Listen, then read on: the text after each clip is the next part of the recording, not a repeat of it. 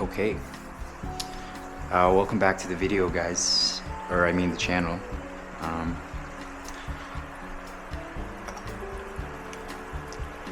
I did move the tanks around here, so now I have them facing this way.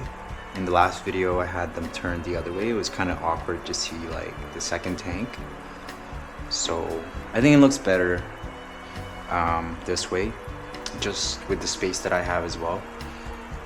But we're gonna go ahead and feed the betta right now.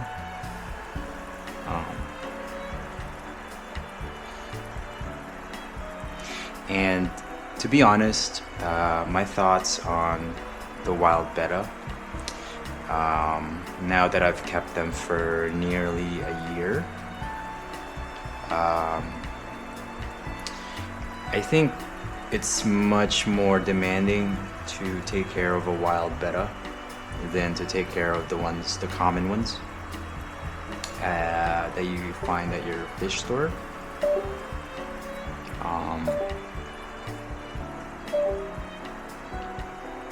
Sorry about that. I think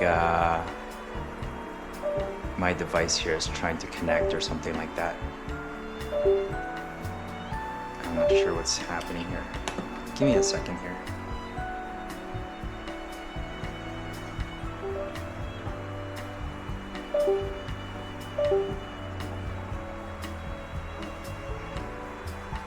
I think my camera was trying to connect or something like that.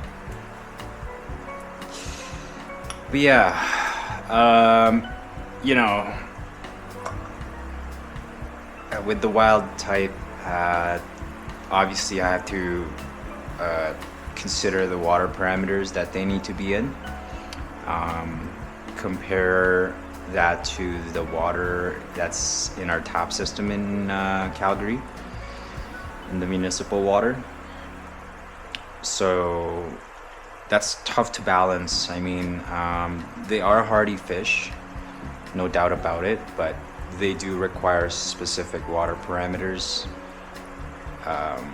which, you know, more or less I'm right there, but also they don't really like bright lights, so that's why, you know, I have the cardboard piece there.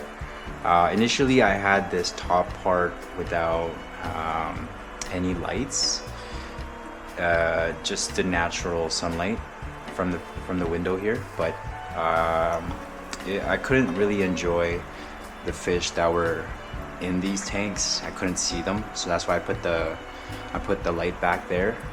But again, the wild types don't like bright lights, so that's why I put the cardboard there just to block it. But now that I've kept wild types, you know, the embellis here, the two males that I have left surviving.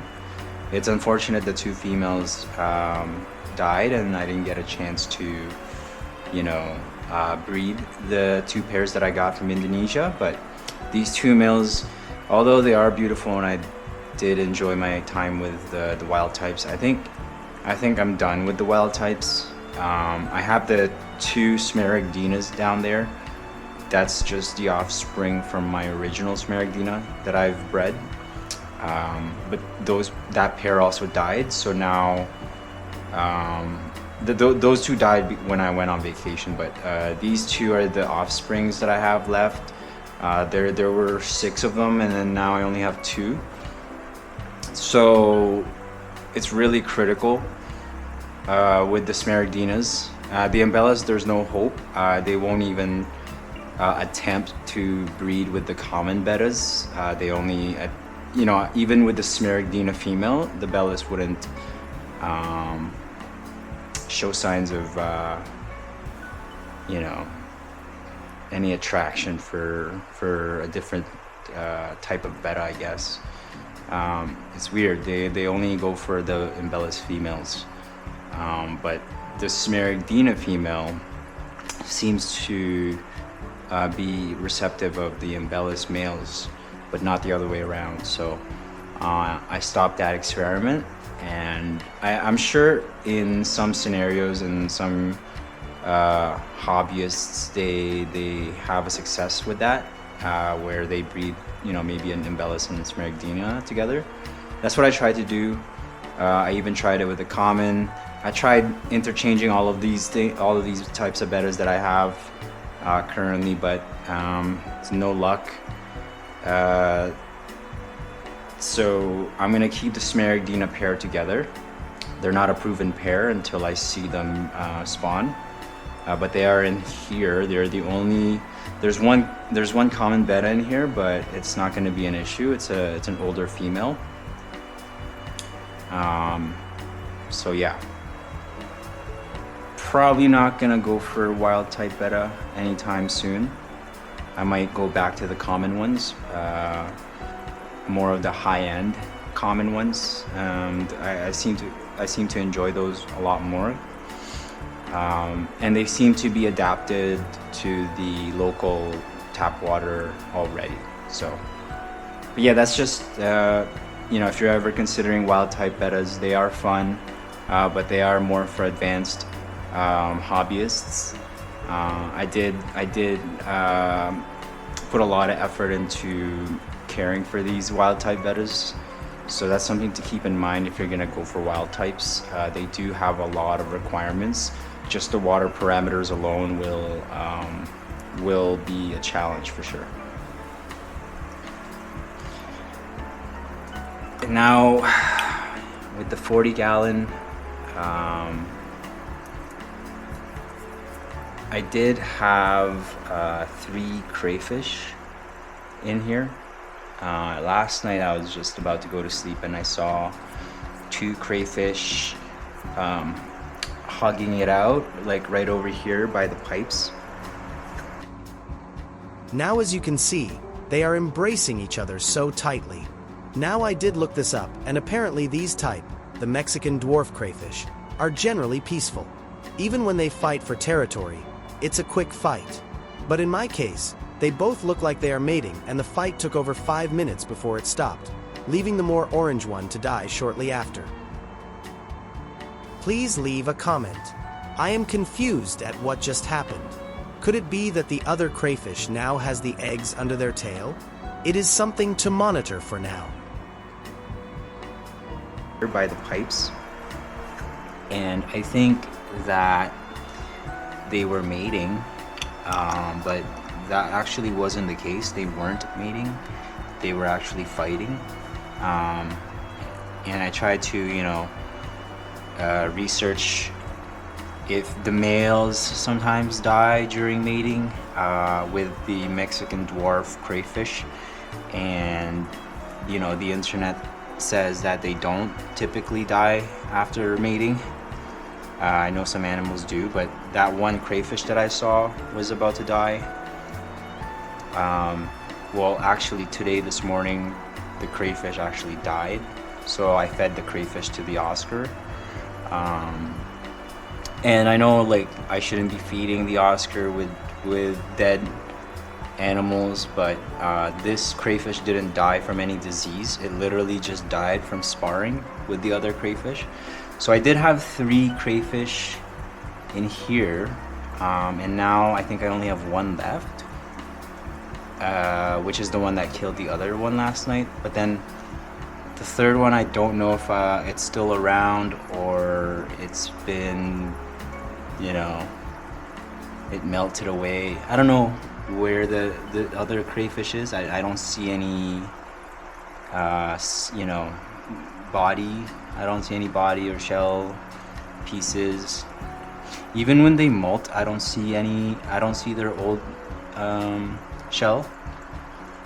But yeah, that's kind of an interesting thing. I never found a single molted shell from them. So yeah, I think they get very territorial. Maybe that's what's happening here. I did rearrange the setup a bit, so you're gonna notice some of the plants are sticking up more. And then I added some clay pebbles just to act as a substrate. It is still bare bottom, I guess, but I'm not really using substrate. These are for indoor plants, these clay pot pebbles. but they are porous, and I was really trying to go for lava rocks, but I had these laying around, so I thought I just used them. They're just as porous as lava rocks. These are ceramic, and but they do float as well, so I got rid of the ones that floated. So these are the ones that sank to the bottom here, and over time the the bacteria will thrive and will culture in these pebbles. So we're waiting for that part to take in effect,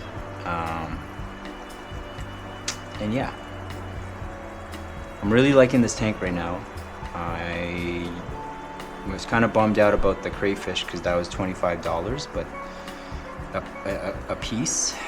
So I mean, I had the chance to stop them, but I mean, they really looked like they were mating. They were hugging like intimately, but I didn't know that that's how they were fighting as well. But anyway, that's in the past now. So moving on to our 100 gallon here. I fed the crayfish this morning to one of the bigger Oscars. So I'm probably not gonna feed this Oscar again for quite some time. Just because that crayfish seemed like it could fit in his whole stomach. But a new addition to the tank here, I did notice that there was some ick developing with some of the cichlids here. Some of the Severums have it. I think one of the Oscars have it. So I did get some ick treatment that I'll post right here. But that's because I did a massive water change as well when I relocated this tub here from the other room. So all of the water lost its beneficial bacteria. Basically, it wasn't cycled anymore, so I had to recycle it. I didn't have any solution to cycle, so I went ahead and bought some of that, some cycling solution, because I really think it's important to have an established tank, because the three things you're trying to balance in your tank are the ammonia, nitrites, and nitrates in terms of waste. So those are the three from the nitrogen cycle, I believe. And in order for the plants to do their thing, well, they absorb ammonia and they produce nitrite and nitrate. But then that builds up in the tank, and some of that beneficial bacteria will break down the ammonia, nitrite, nitrate, things like that. So that's the whole point of these filters that we have, mechanically, biologically, biological filtration. So I have the biological filtration to absorb some of that ammonia and other harmful chemicals in the water. And I also have the mechanical ones. So these are moving bed, fluidized filters. Now I remember back in the day, maybe 10 years ago, I made something like this from a 2-liter soda bottle, and that's really back in the day when the hobbyists, people in the hobby, had to do DIY kind of stuff because products weren't readily available back then. Amazon didn't exist, Alibaba didn't exist, Temu, and all those different platforms, different services. And so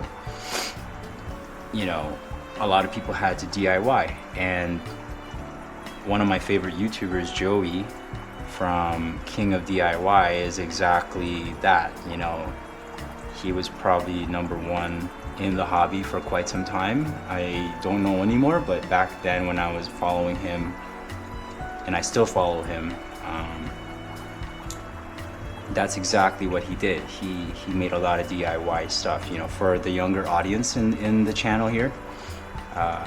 But this right here, I sort of DIY'd because I got the bottle from a CO2 kit that I purchased a while back. It was a Neo DIY. It was also a DIY CO2 injector. But I have not used CO2 since, and I've had this bottle laying around. So I repurposed it. I had some biofiltration media plastic thing here laying around, so I used that for the moving bed. And it's exactly how I created it 10 years ago when I was in my youth, with the 2-liter soda bottle and those plastic media balls. You know, air pump, drilling some holes, and that's all you need. You got yourself a mechanical filter right there. Now I did add some sponges in there too, so it's not just the media, plastic media. There's also like cut up sponges in there for more surface area for the bacteria to attach themselves to. So over time, this is gonna have a lot of bacteria in it, and it's gonna serve as a, you know, it's gonna polish the water. And that's the whole purpose of all of these filters that I have in here. Now I'm still not gonna go with a canister filter, just because I think once this tank is really established, it's gonna balance out all of those requirements. So there's not a spike of any ammonia or anything like that in here, any toxic you know, chemicals. And so yeah, and that's about it for this one. I will yeah, we're about 16 minutes into here, so yeah, I hope you liked the video. Leave a comment below, let me know what you think of all this. You know, let me know what you think about my setup, if I need a canister filter or not in the 100 gallon with 2 Oscars and 10 Sevrums. You're probably gonna say yes, I need a canister filter, but let's talk about it. Alright, see you guys.